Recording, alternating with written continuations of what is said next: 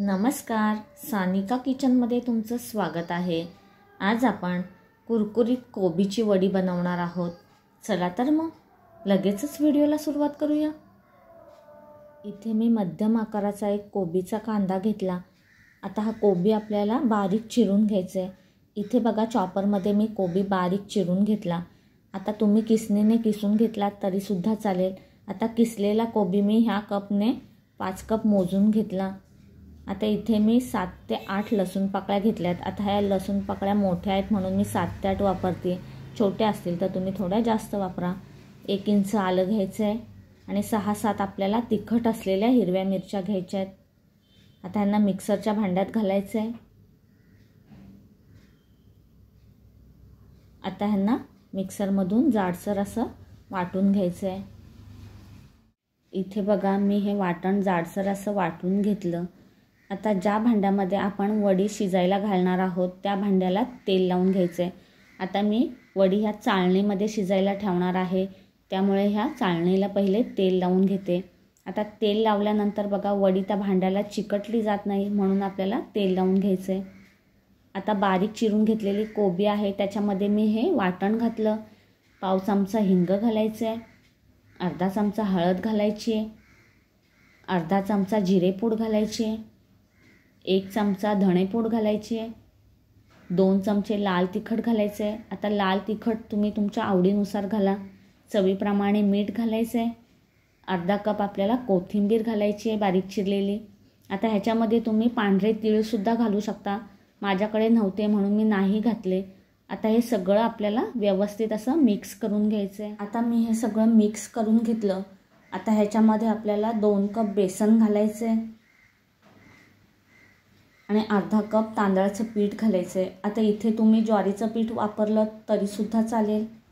आता आपल्याला हे सगळं मिक्स करायचं आहे। आता ह्याच्यात आपल्याला पाणी घालायचं नाही आहे। कोबीला जे पाणी सुटतं त्याच पाण्यामध्ये आपल्याला हे पीठ व्यवस्थित भिजवून घ्यायचं आहे। इथे बघा मी मिक्स करून घेतलं आणि अजिबात ह्याच्यामध्ये पाणी घातलेलं नाही आहे, तरीसुद्धा बघा हे पीठ केवढं ओलसर झालं आहे। आता हे आपल्याला एकसारखं करून घ्यायचं आहे। आता इथे मी हात स्वच्छ धुवून घेतले। आता हाताला तेल लावायचं आहे आणि तेलाच्या हाताने आपल्याला पिठाचे गोळे करायचे आहेत। लांबट असे रोल करून घ्यायचे आहेत।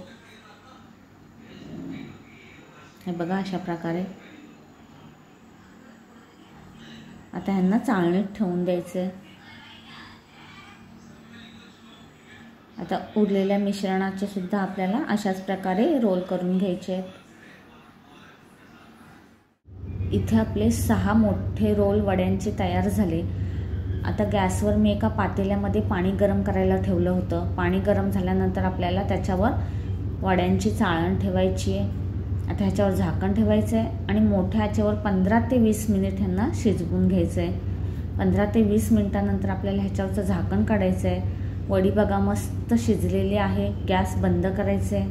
आता एका ताटामध्ये मी ह्या सगळ्या वड्या काढून घेतल्या। आता ह्यांना संपूर्ण थंड करून घ्यायचं आहे। वड्या थंड झाल्यानंतर बघा मी त्याच्यातली एक वडी घेतली। आता ती आपल्याला अशा प्रकारे कापून घ्यायची आहे। आता इथे बघा मी अर्धा इंच जाडीची वडी कापली आहे। ह्याच्यापेक्षा आपल्याला जाड वडी कापायची नाही आहे, कारण ती मग कुरकुरीत होत नाही, म्हणून आपल्याला अर्धा इंच जाडीची वडी कापून घ्यायची आहे। आता इथे मी 2 वड्या कापून घेतल्या।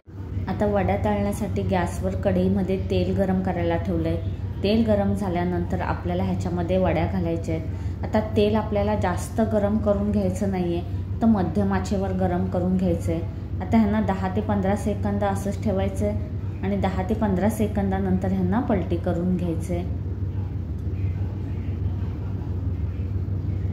आता आपल्याला मंद ते मध्यम आचेवर दोन्ही बाजूने वड्या चांगल्या कुरकुरीत होईपर्यंत तळून घ्यायचं आहे। इथे आपल्या वड्या मस्त तळून झाल्या। आता ह्यांना काढून घेऊया। आता उरलेल्या वड्यासुद्धा आपल्याला अशाच प्रकारे तळून घ्यायच्या आहेत। इथे आपल्या सगळ्या वड्या बनवून झाल्या। तुम्हाला जर आजचा व्हिडिओ आवडला असेल तर व्हिडिओला लाईक करा, शेअर करा आणि असेच छान छान पदार्थ पाहण्यासाठी सानिका किचनवर जर नवीन असाल तर नक्की सबस्क्राईब करा। भेटूया अशाच एका वेगळ्या व्हिडिओमध्ये। तोपर्यंत धन्यवाद.